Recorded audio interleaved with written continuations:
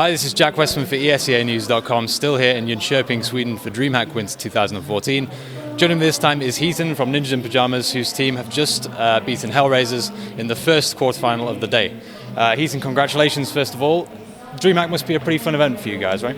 Thank you. Yeah, it's amazing having the home crowd. You see, the whole arena is full. It's like 5 times as much people standing out there trying to get in, and everybody's cheering for you. It kind of gives us one extra level. It's amazing. It's our home turf. So, and of course, it's a very different atmosphere to ESWC, for example, where that's a very French-based crowd. This is a Swedish-based crowd.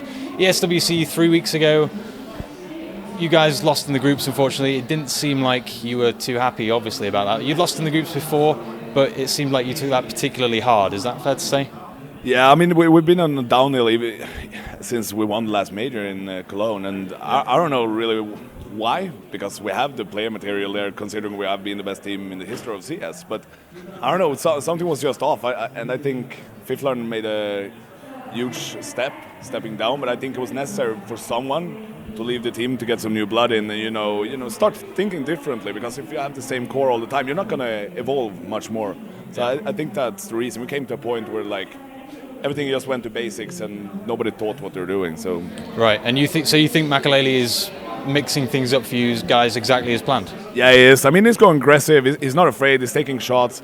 I mean, he's just doing his thing with AWB on the maps that allows it, but also he's a great rifler, so it kind of gives us more breathing room. You know, he can take an early pick and fall back to a defensive position, both ST and CT, so it kind of gives us more options on how we play, and so it's really good. Well, and of course he's playing amazingly well today, right? Yeah, he's playing really well. Yes, he would yesterday as well, so I'm really, really happy and proud of him. Well, okay, so you mentioned Fifflaren just there as well.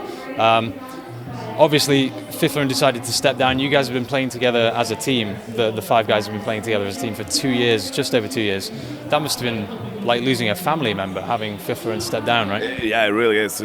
I'm still sad from it, because in a perfect world, I mean, no offense to Makelele, he's a great guy and he's really adopted into a team, but Fifflaren was our family because we've been with each other so long.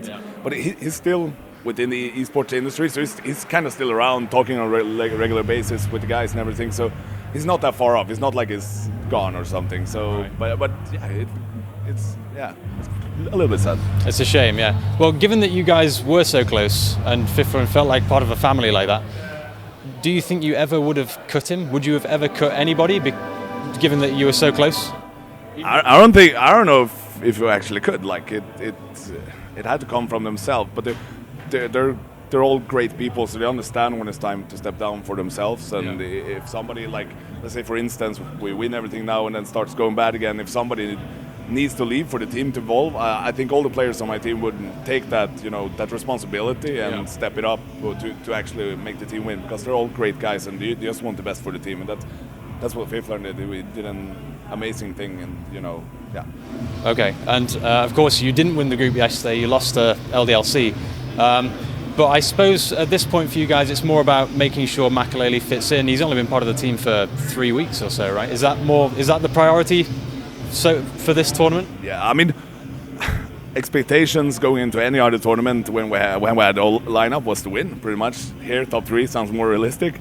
So yeah, that's because 3 weeks is nothing in CS. But then again, you get that boost when you add a new player. Everybody's really happy and everything. So I have that. But on the other hand, there's still details that need to be practiced. You see on the rotation and everything, everybody is not 100% aware where people are that you are from another month or 3's practice. So but so far so good.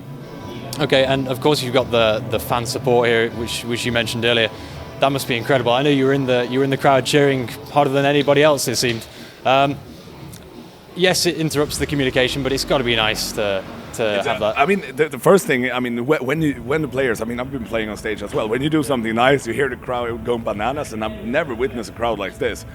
You gain like one extra momentum. You see Forrest dropping, like, I think he got the 30 bomb now. The last one, he's just going up on A on Inferno ST and picking people out, and it's just, and you hear the crowd screaming, and it does again and again. It's so so it kind of brings us to another level, and on the other hand, it kind of gives, Hellraiser sitting there, everybody's screaming and they're losing round after round. It's really draining their mentality in the game, I think. Does it make you miss playing? Sorry? Does it make you miss playing, being on the stage and competing yourself? I know it was a long time ago. Yeah, I actually miss it, but I kind of get used to this role, so I enjoy sitting in because it feels like I'm playing myself when my team plays. Because it's my life pretty much. So that's playing on the stage. So I feel like I'm in the game as well for some weird reason. But yeah. And I'm aware you probably should get back to your team. I've only got a couple more questions. Sure. The fan support is obviously huge. It feels like NIP have a bigger fan base here than even other Swedish teams like Fnatic. And you kind of got through, there was the whole cheating allegations in Counter-Strike recently. It feels like you guys got through that relatively unscathed. Do you feel like the fan support has always been there, even though you've been losing a little bit recently? I mean, for the fans that really loves us, they don't care how it goes, because everybody is going to have dips and they're going to have tops. It's as simple as that. It goes for any team. And people, oh, NIP is so bad, I lost my skins. Those kids, like, I'm sorry, but I kind of laugh at them for whining afterwards, because it's not like we play for your skins. We play to win, and if we don't win, it's because we didn't have a good day, we didn't practice enough, or something is off, right? And I mean, the things people say for it as well. So people change their mind a little bit, but I mean, the big mass of our fans, they're always supporting us as well. So. Yeah. Do you feel that skins are almost? I mean, I know. Well, skins, everything that you can do via microtransaction, stickers and stuff. Do you feel that's almost bad for the game because of the abuse that the players get? No, I don't really think so. I mean, there's a very selected group of people that's always, the most vocal one, saying the really nasty stuff to people, and I don't think that's acceptable. But that's just like 0.00% or 1% that does it. And I think it brings on a level to the game with the microtransaction. I think the game is more alive, actually, so I enjoy it a lot. Okay, and last question before I let you go. You're through to the semi-finals tomorrow. You don't know who you're going to play yet.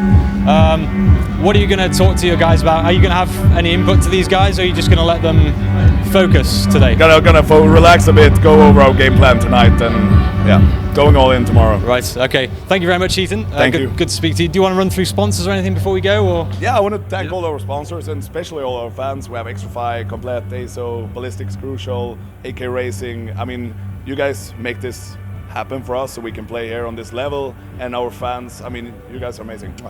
All right, thank you very much again, and for everyone at esca.net and escanews.com, stay tuned for full coverage here in Jönköping, Sweden.